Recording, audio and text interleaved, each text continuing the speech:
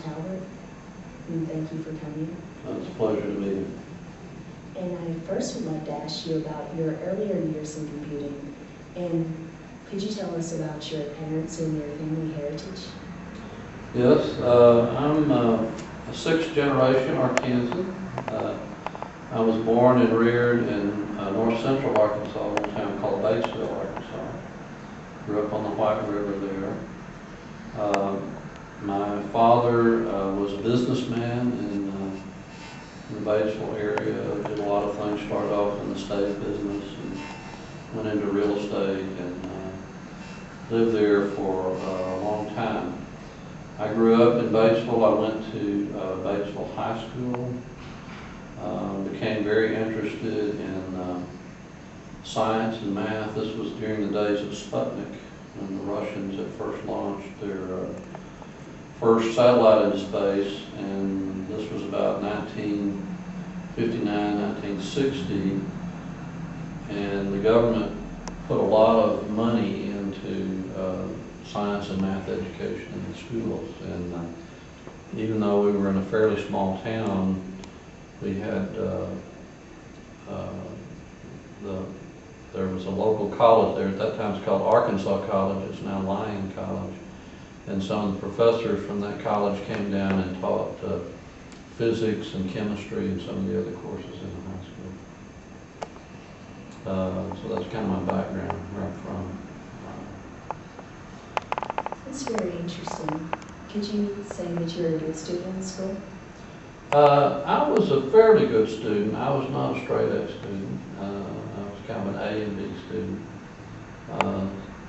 I did have a lot of hobbies, and in particular, like I say, this was the age of the Sputnik.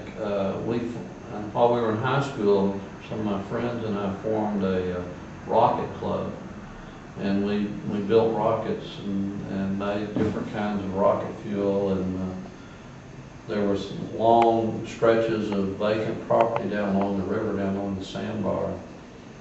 And we built a bunker down there, and we would go down there and fire our rockets. And it was not too scientific, but it was a lot of fun.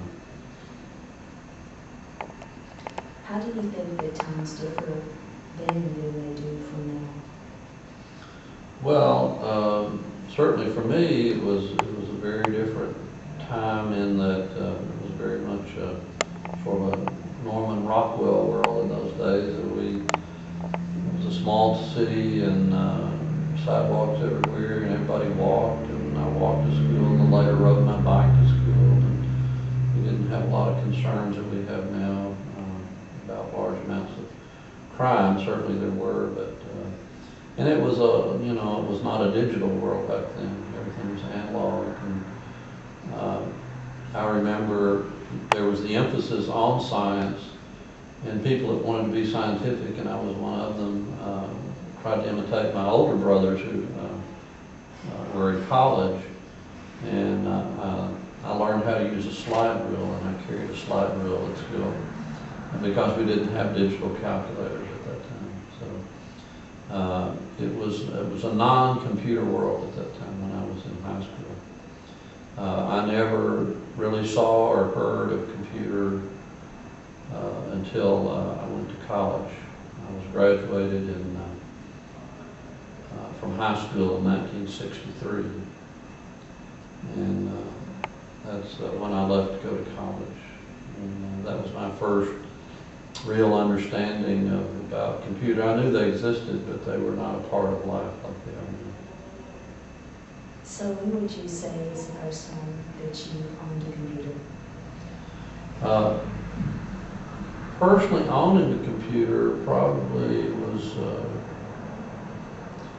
I'm trying to remember when that was, but it was much, much later, because in those days, even when I became exposed to computers, they were not something that you owned. I mean, only businesses and schools and large companies actually owned a computer. And it wasn't until the advent of personal computers,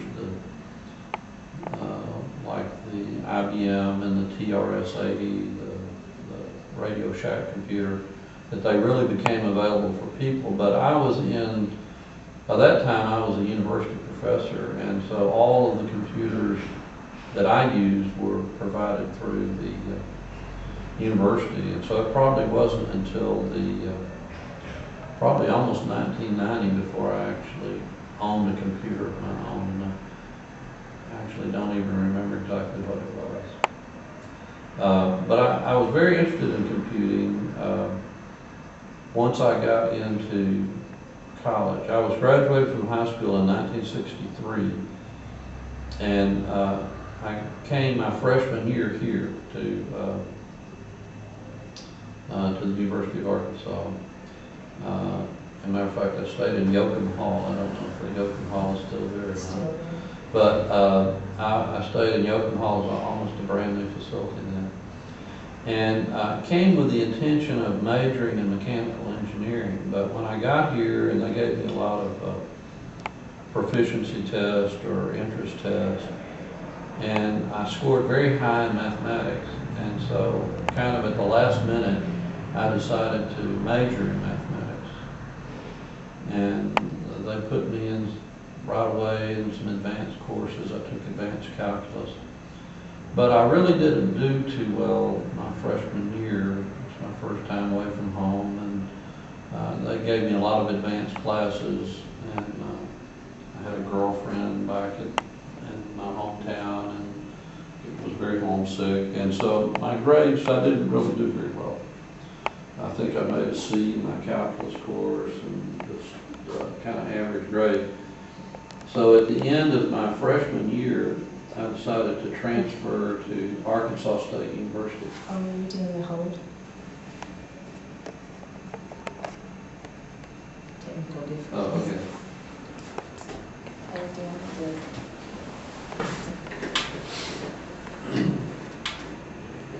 Is it That one. this one too? Mm-hmm. Okay, that's better. Did you shut it off, or was it still recording? Sorry about that. That's okay.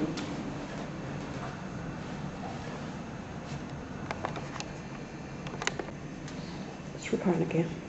It's been going. Okay. So we were, College. yes, okay, I was talking about my college experience. That's how I got into computing, of course, then college. Again, 1963, I came here as a freshman, didn't do too well. And I transferred to Arkansas State University, which was closer to home for me. And I also got married that year. It was 1964. And we moved to Jonesboro, and I continued my undergraduate studies there in Jonesboro, Arkansas State, and still majored in mathematics and minored in physics. And a very interesting story, and I want to go back and do some research myself. I believe it was my junior year. There was no computer on the campus of Arkansas State at that time, but they were going to get one. And a professor in the business school, I'd like to go back and find out what his name, he might be a good candidate for the academy, knew that the computer was coming, and he had the idea of teaching a programming course without the computer. And so it was going to be an IBM 360 Model 20, I believe. It was either Model 20 or Model 30. And they were planning to install it on campus as the main computer for the school. And so he was very entrepreneurial, and he went to IBM and he got these study books on Fortran programming.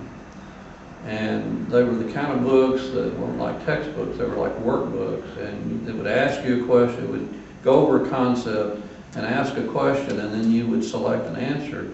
And depending on the answer, it would send you to another page in the workbook. You know, if you didn't get the concept exactly right, it would send you to another part. And I forget what they call those kind of books.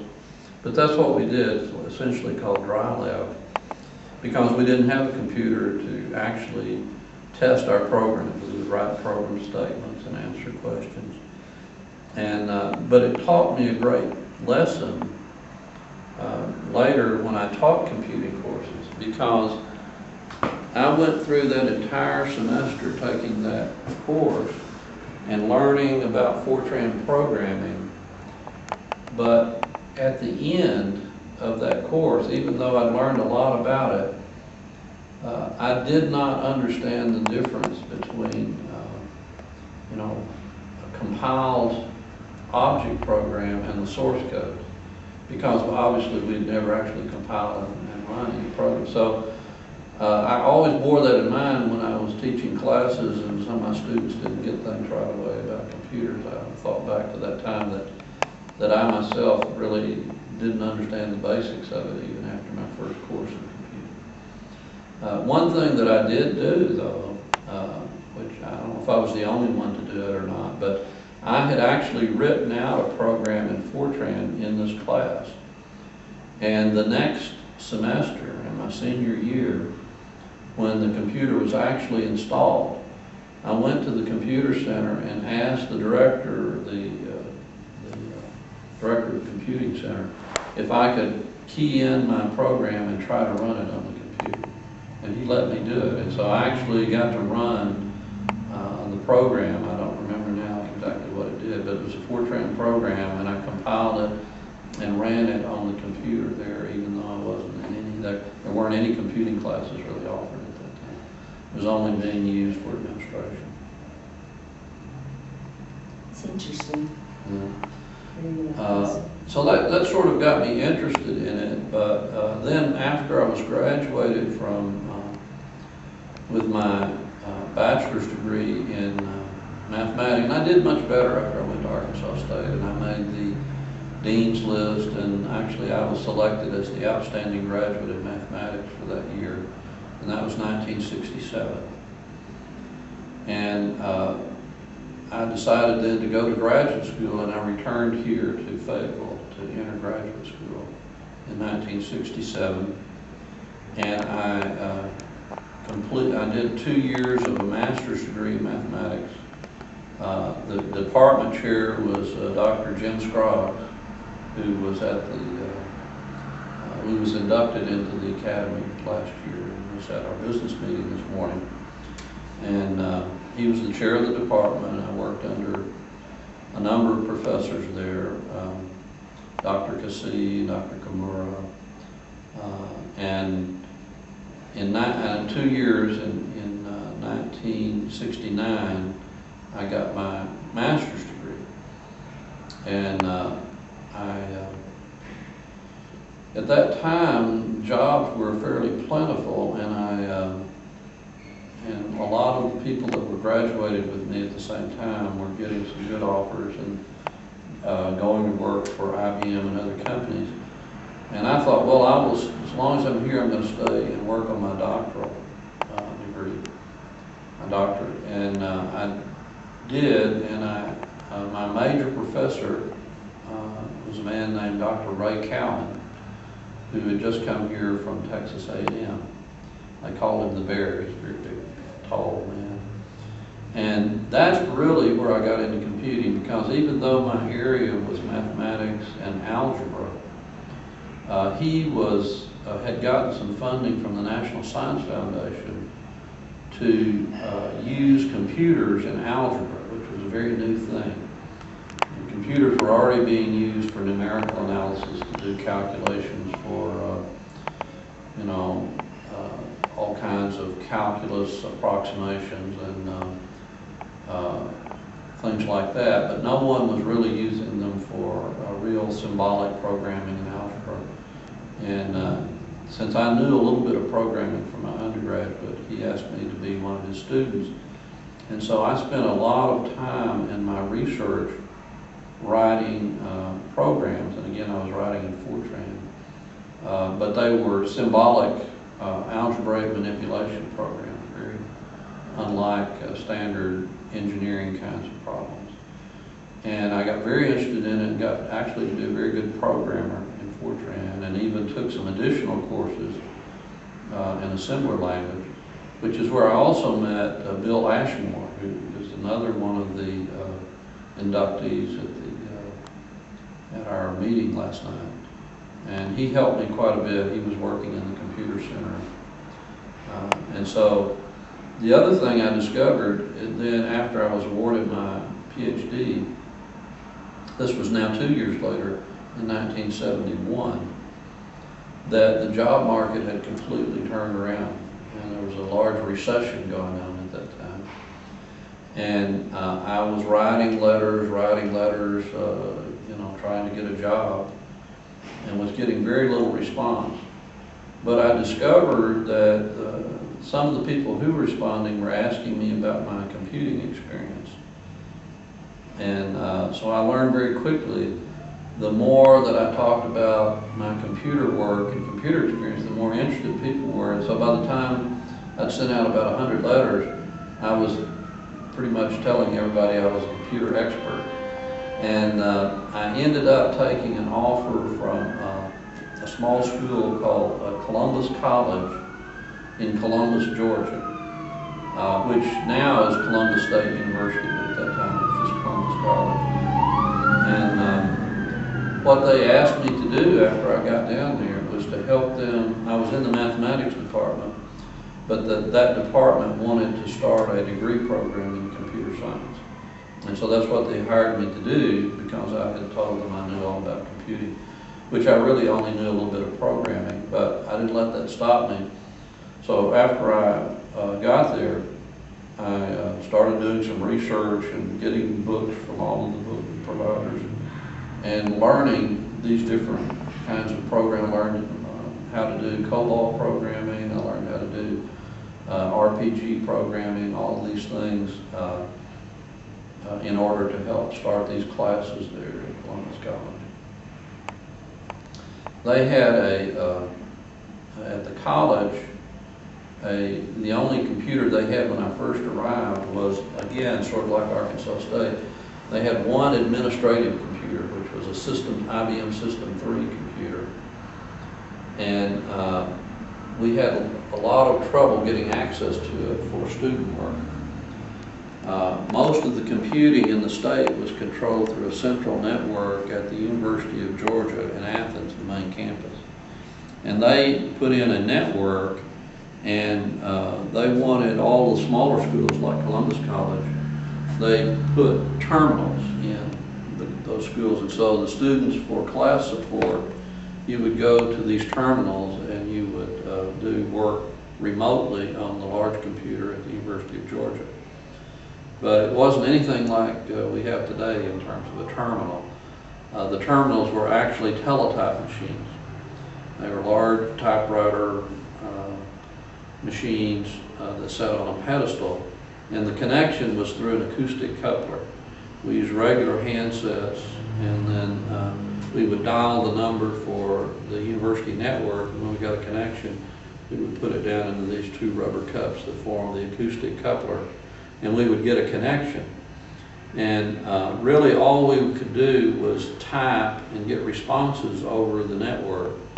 So if you were writing a program, keying in the lines of code, and you would key it in and get it to where it would run, we didn't have any storage on the computer to save your program.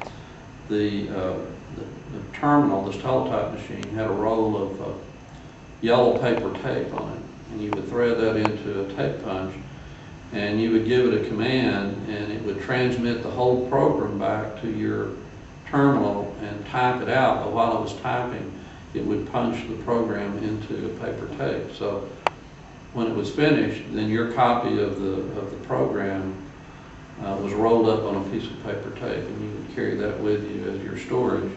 And if you wanted to rerun that program, you would have to take and thread that back into the teletype and dial up the university, start it to run, and have it read that tape and read the program back in, and then you could work on it.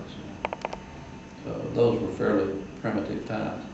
After I'd been there a couple of years, we sort of begged, and the University of Georgia had an old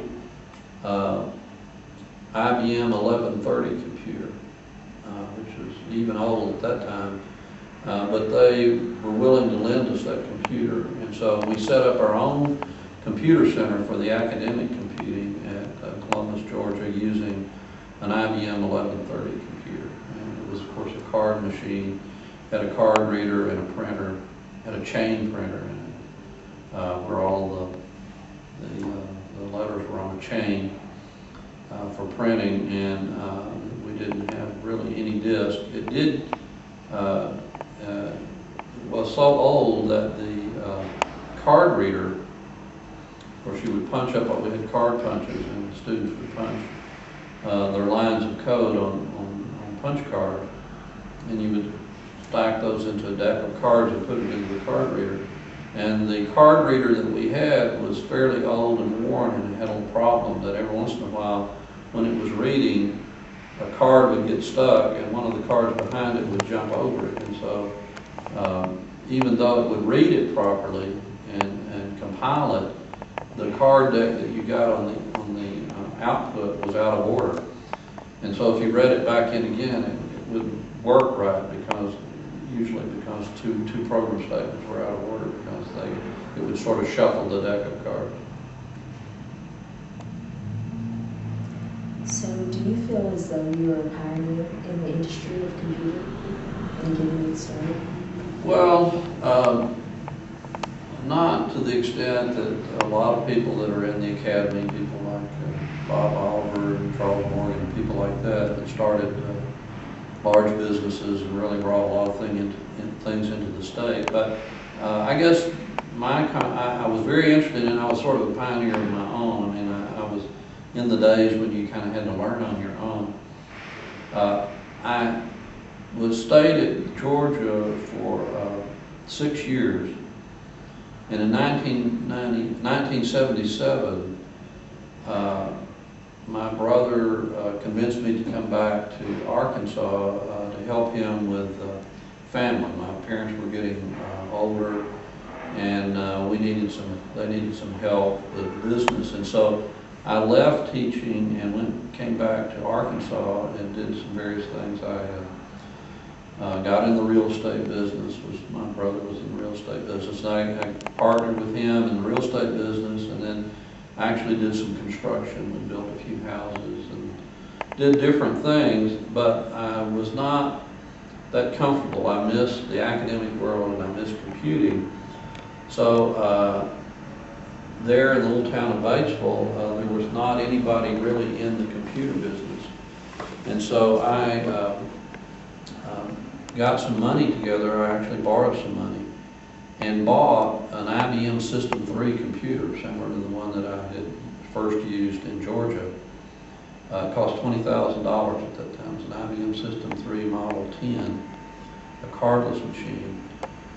Used the 8-inch diskettes to key in the programs and the data, and set up my own data processing service. And I went out and got some business from some of the local companies. My two biggest accounts were, there was a regional development authority, which was a federally funded thing there that gave me their payroll. And so I started processing the payroll for this regional development corporation. And then I was pretty successful. I wrote my own payroll program, an RPG. And there was one of the larger employers there outside of Batesville was called the Batesville Lime Company. Had a lot of employees, and they had some special requirements for payroll. Had things that most people didn't have, shift differentials, and some special requirements. And they came and asked if I could do their payroll. So I wrote a payroll for them, and picked up some other smaller business and got me a business going there in Batesville. And I'd only been operating the business a year or so, and there were a group of accountants. It's a company called Carter Mitchum and Associates, a group of CPAs that had formed an accounting company, and they were interested they didn't have a computer. They were sending out all their work to be processed. And they first came to me about helping them with their processing, and after we talked, they decided to buy me out. And so they bought my company and brought me in as their data processing manager. So I went from owning my company, my data processing company, to becoming their data processing manager. And they bought my equipment, but they sold it and bought a more modern. They bought an IBM System 34, which was a more modern machine. And then I started, and I hired 2 programmers to help me. And that's how we got started with doing all of their internal processing. And again, there were very little in the way of software, and I wrote their account processing package. It was a multiple client financial package that would let the accountants key in all the transactions, and then we would process and keep track of all the different client accounts and produce their financial statements, their balance sheets, and income statements. And I did that for a year or 2, and then along about 1981, I believe it was, we were doing so well with that, and people were asking, computers were new and they wanted different kinds of processing. One of the main elements or lines of business of this accounting firm was accounting for small hospitals. And there were a number of small hospitals in the state and in that area. And so they asked me if we could develop a hospital package. And to do that, we formed a new company. It was called Professional Computer Software, PCS.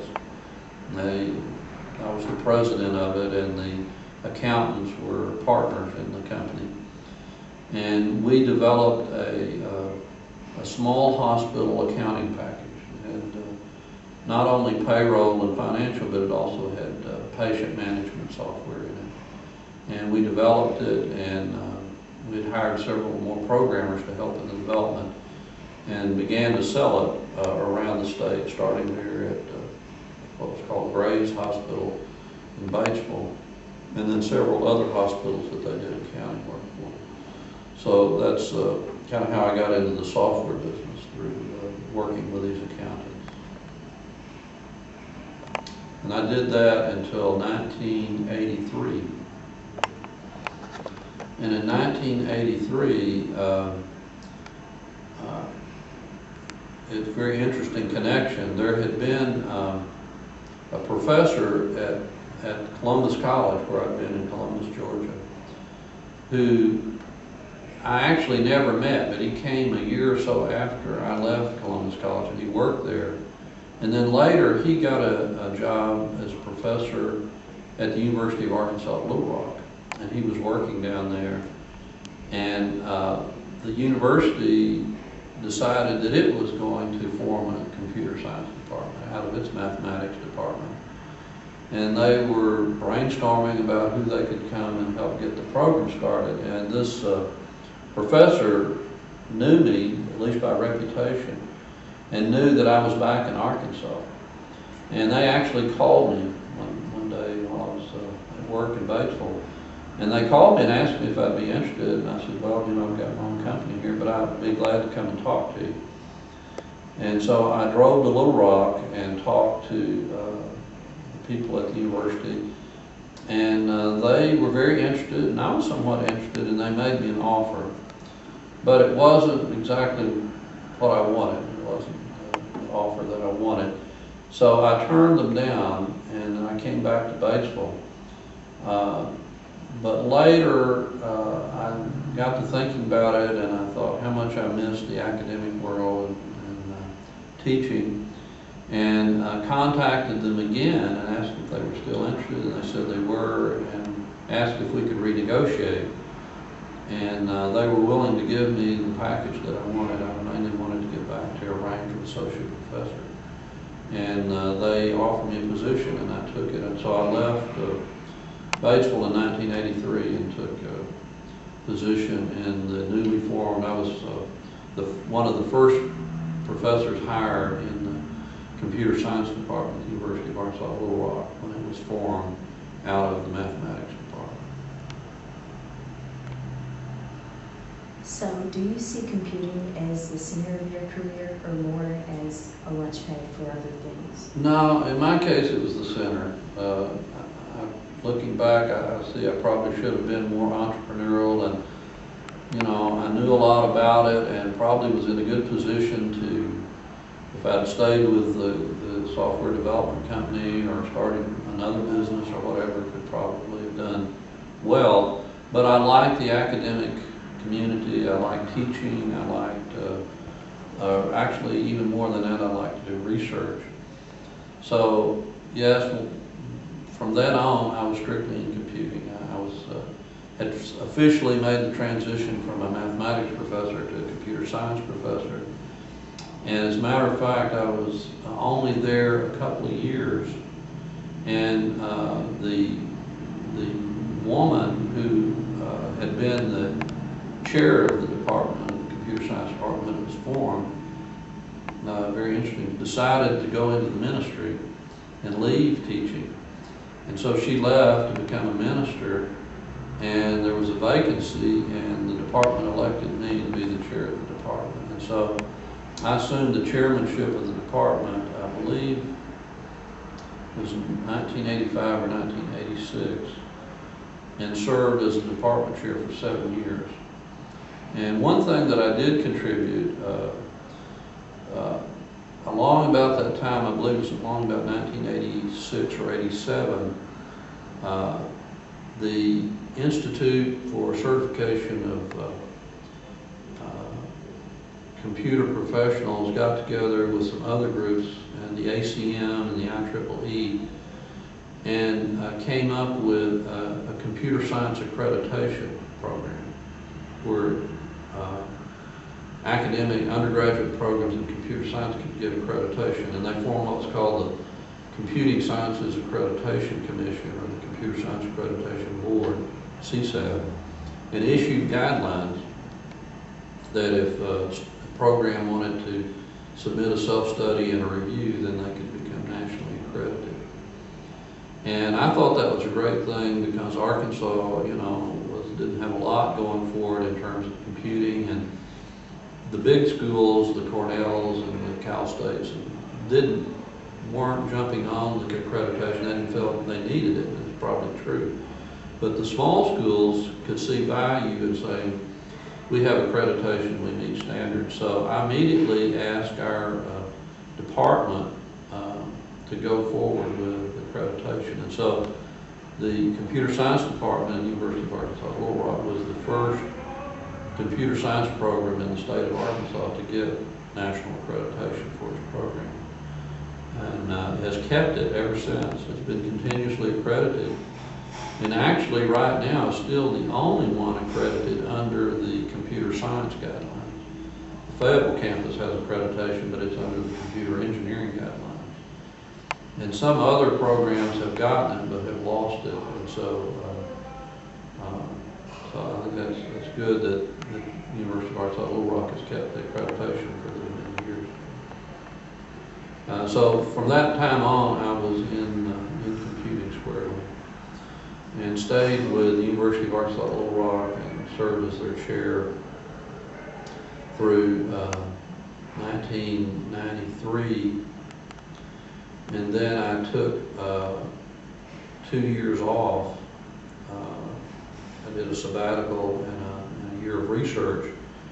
And then at the end of those 2 years in 1995, I took a position with Axiom Corporation.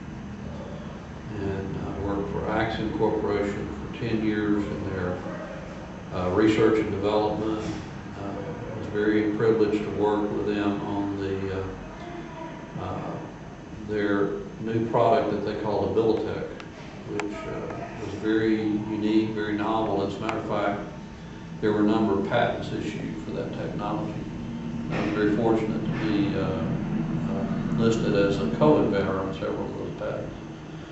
and worked with them. Another thing that I did, I think was sort of first, was during the time I was at the University of Arkansas at Little Rock, and the reason that I got sort of connected with Axiom was that I had a good friend here on the Fayetteville campus, a professor here named Dr. Hal Burgell in the computer science department here. And we saw the need to do collaboration because our departments were very small. And we first started collaborating to form the Center for Artificial Intelligence and Expert Systems, CAIES, or CAIS we call it, and tried to get some funding and do some research. And out of that, we also decided that we needed to get more industry support. And we incorporated a small nonprofit called the Arkansas Society for Computer and Information Technology, or ASCIT, A-S-C-I-T. And we brought in several companies into this organization. One of them, of course, was Axiom, but there was Blue Cross, Blue Shield, a company that was then called First Commercial Bank, and several other industry partners to try to promote computing in the state. We started the first annual computer conference in the state. We started the first statewide programming contest, modeled after the national ACM contest, and had a lot of activities that we promoted for the first time in the state. And after I left the University of Arkansas at Little Rock and went to Axiom, the ASCII Society kind of went away, but people kind of lost interest, and in its place, I worked with the University of Arkansas at Little Rock kind of the other way from Axiom, and we collaborated to build a new thing called the Axiom Laboratory for Applied Research, ALAR. And it took over many of the activities that were formerly belonged to the society. It started sponsoring an annual computer conference, which is still held. As a matter of fact, the last one was on this campus back in March, I believe March the 9th. And then it also still sponsors a statewide program contest as well. So we started a lot of things, some of them are still going. And that sort of brings me up to present day. Actually, I don't know if you want to go that far, but I worked for Axiom for 10 years, and then 2 years ago, in 2005, I left to go back to UALR, the University of Arkansas at Little Rock, actually in cooperation with Axiom to start this new master's program in information quality, which we were able to get approved and started last year.